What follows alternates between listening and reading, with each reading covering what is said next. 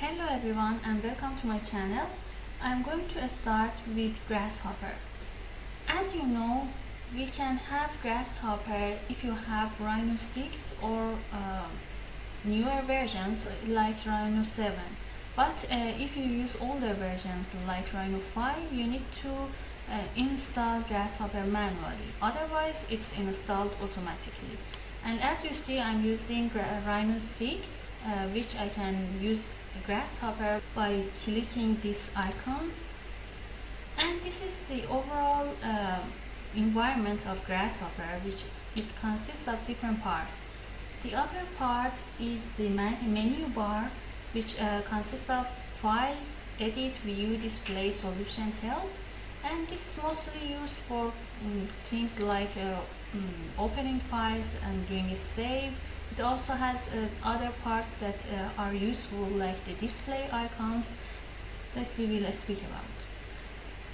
Also, the other part is the component tabs that we have our components, which are classified in different categories like params, sets, mass, like curve, surface, or whatever you need to have. And also there are lots of extra plugins that you can install on your Grasshopper, and they will show in these parts. As you see, each of these categories also has subcategories inside. For example, for params we have geometry, primitives, input, utilities. And if you want to see the whole package of this part, you need to click on it and the other parts will show up. Now let's start with seeing what a component is. Component is the main part that we use in Grasshopper, and they are like some kind of batteries that they have inputs and outputs, but there are different components that we'll speak about, and each of them have different options. This is a normal component, which is a point component. We are not focusing on what these components are. We just want to show that if they have input, output, or whatever. For example, this normal component consists of input and output, but not all the components are the same. Some of them just have the output, like the component swatch, which is used for color setting. And as you see, this component just have an output. Also, there are components that have just the input, like custom preview, as you see in here, and this part is some kind of broken, which means there is no output, it just shows something. The next thing we want to speak about is the color of the components and what they mean. Let's have the component point and have it in different options to see what different colors mean on it. In here you see that this component is orange, which means that the component does not have any data in it. As soon as we put some information into it, like what I'm doing here, which we will speak about in the future, this component became gray, which means that the component is working correctly. Now, if I can connect this component, which is a point component, to a curve component, the next component becomes red. When a component is red, it means that it has an alarm, it has an error. Let's see what this error is. It says data conversion failed from point to curve. We will speak about these alarms and what you need to do for them in the future, but I just want to show that each of these colors, what meaning it has in itself. Also, we might have this dark gray color, which means that this component is disabled, or we might have it like also this dark gray, but they're different as you're seeing, which means that the view of this component is hidden. This component is not, we cannot see the result of this component inside our Rhino.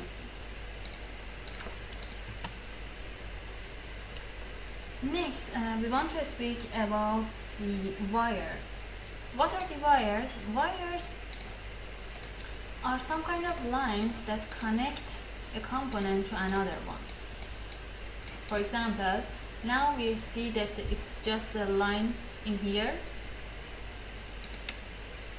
Now let's consider another one.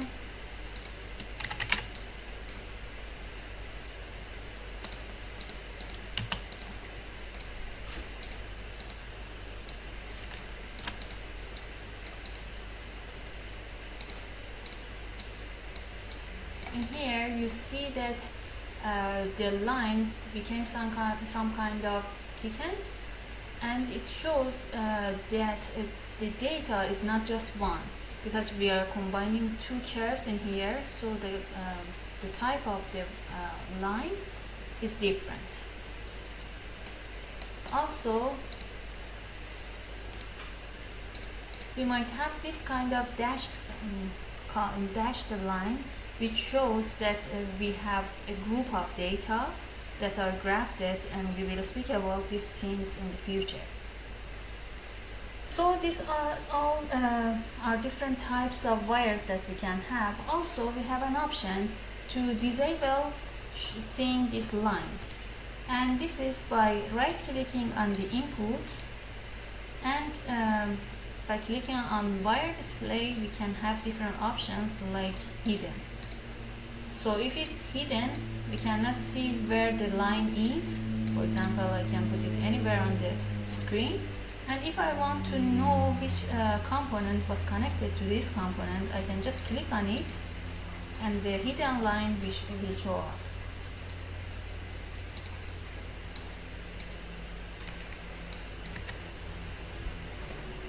Now let's start with setting components and working deeper on it.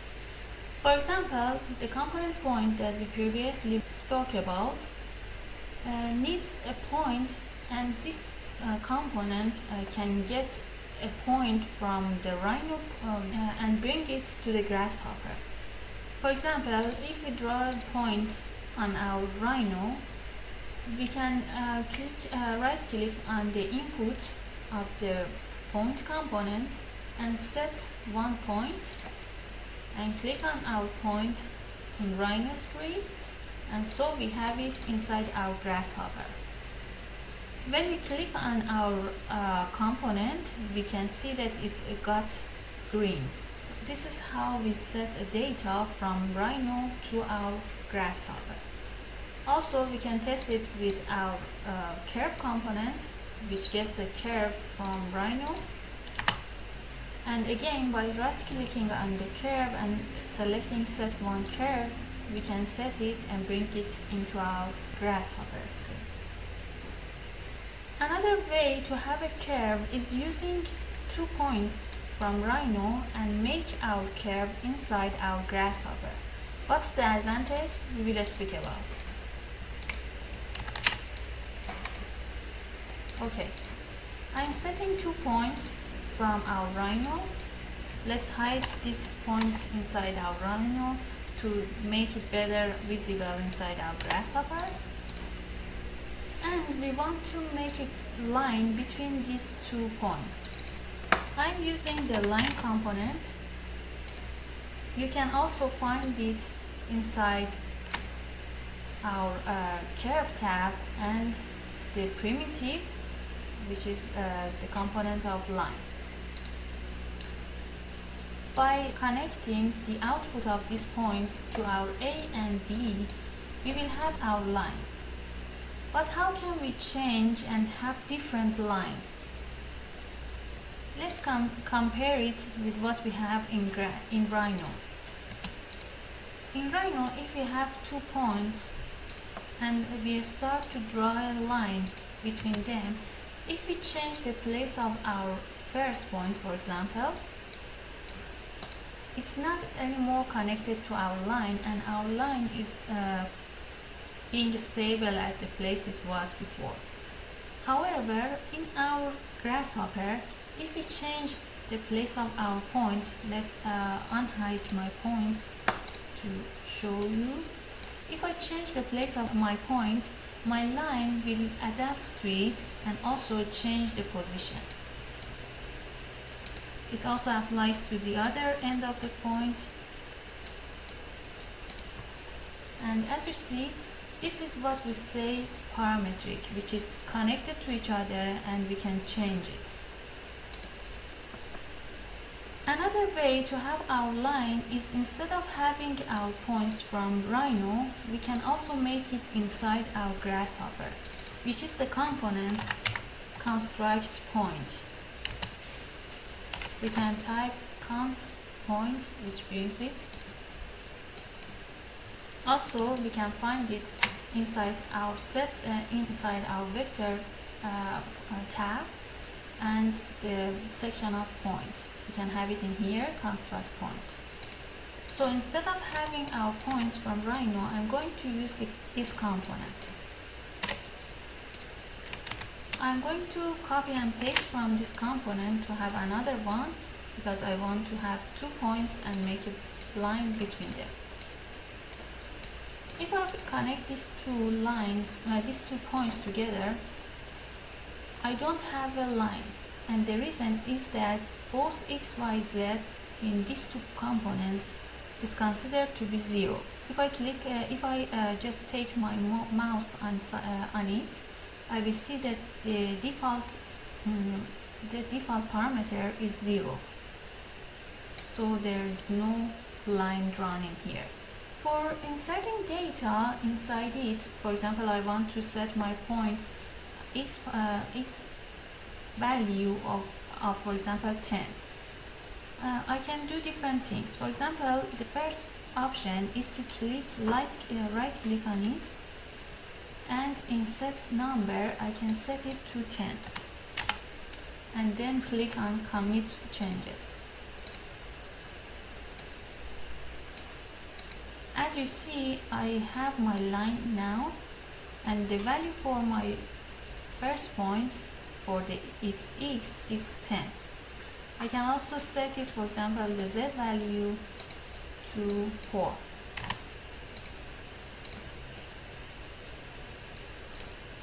I can also change the values for my other point. For example, let's say we will set the y index to -10, and this is how my line will look like. Another way, and make it more interactive, is by using sliders. Sliders will be used by double clicking on the canvas and just typing a number, for example number 3. Let's say I want to set all my x, y, z for my first point on 3, and for my second point I want to just use the z value on like 10 and my y on, let's say, 4. So this is how my new line will look like, and as you see, by changing these values I can have different lines. As you know, the process of using Grasshopper and having it as a parametric design means that we have different options, and it's not just one line. We can have lots of different lines using these components and changing the values. But how can we set the range of this, the domain of this component, I mean the slider component? First of all, let's find where it's located inside our components. So it's in param views, it's in param tab, and in the input section we have the slider. You can also use it from here. But how can we change this number? We can double click on the name slider, or here for example on the name y coordinates, and for example put it a name like value. We can also set what type of number it is. We can set it on floating point, floating number, and if it's a floating number, we can set how many digits it has. For example, we can put it on 1 digit. As you see, it's like 0.3. And if we make it with more digits, it has different options. Also, we can set it on integer numbers, or we have even numbers and odd numbers. Let's consider we will select integer numbers, then we can come to the domain part. It has minimum and maximum domain which we can set. For example, by double clicking on this number, we can set it to another number like 0, and the maximum I will select on 10. Then we have in here a number value that it's showing now. For example, this slider, we want to see what number now it shows. Let's select 3. Now this slider has a range from 0 to 10 and was set to 3. Another way to do this kind of changes, I mean having a specific domain and also have a specific kind of first input or first number that it shows, we can use a double clicking and set the first number like 0 using this icon, and then set the next number like 5, which is the number that we want to see it right now, like 3 in this slider, and we set the maximum of our domain like 30. So this slider starts with 0 and comes to 30. If we want to have numbers below 0, we can double click, use 0 minus 4 for example, then start with 0, I mean the first the first number that we want to start with it is 0, and also we can point 0 if we want to have a float number with 1 digit. And then the maximum domain, let's say it's 10. Now we have a float slider that starts from -4 and comes to 10.